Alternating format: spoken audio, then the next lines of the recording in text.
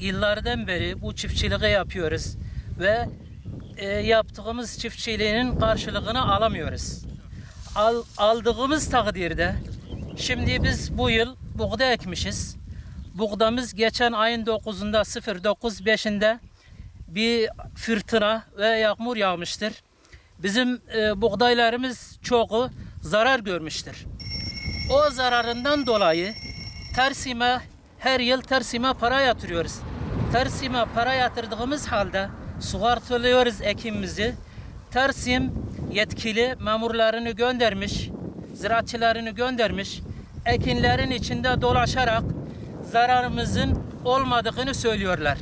Şimdi sayın yetkililerimize, Cumhurbaşkanımıza, yetkililerimize, Tarım Bakanlığımıza hepsine duyurmak istiyorum. Buyurun ilçe tarım gelsin baksın.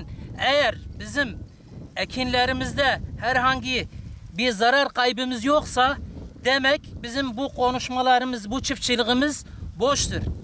Biz ektiğimiz ekinlerimizin karşılığını fazlasını istemiyoruz. Biz hakkımızı arıyoruz.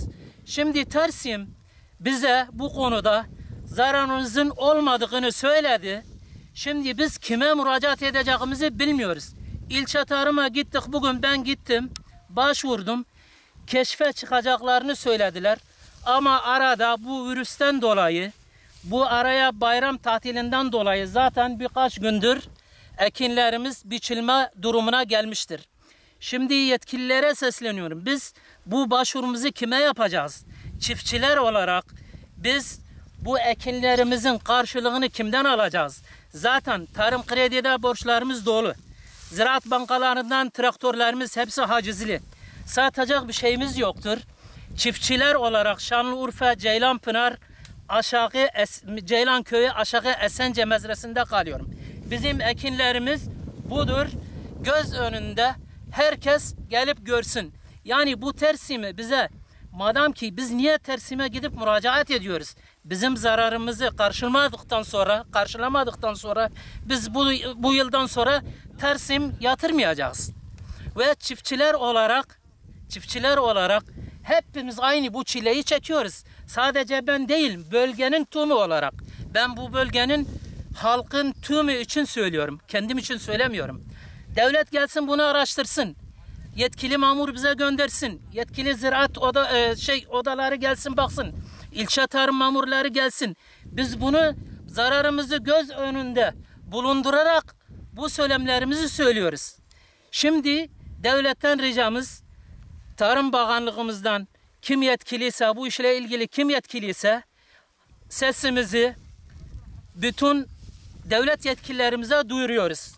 Herkes bizim çiftçinin çektiğini, elektrike para ödüyoruz. Vallahi mahsulü satmadan borcu alıyoruz. Paralarını kredi olarak gidip elektrik parasını yatırıyoruz.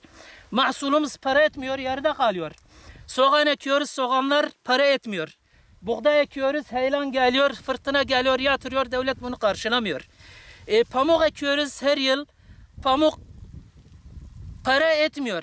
Çiftçi zararda. Gübreler burada almış başını gidiyor. Şimdi gübreyi tarım krediye gittim, 2500 lira fiyat diyor.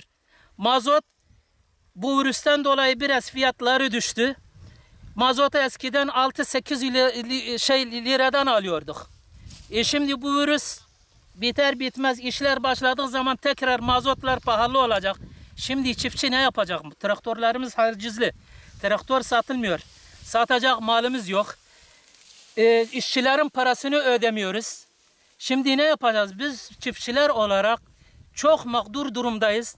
Sayın devlet yetkililerimizden bir an evvel bu çiftçilerimize, bu işlerimize bir yardımcı, bir el koysun, bu bizim çiftçilerin derdine bir an evvel çözüm ve arayışında bulunsun. Budur. İçi hepsi çürümüş. Arkadaş baksın. Budur. Kök çürüklüğüne gitmiş. Şimdi ne yapacağız? Çekip raporunu yazıyor, bize raporunu belirtmeden çekip gidiyor. Zararımızın ne olduğunu bilmiyoruz. Sadece bir zararımız yok. Biz fırtına olarak bu sene çiftçilerin şeyini kabul etmiyoruz, müracaatlarını kabul etmiyoruz. Ancak buğdayların yerde sürükleyerek böyle çürülme durumunda olacak ki biz rapor yazacağız. Biz bunu kime ileteceğiz biz bu durumu?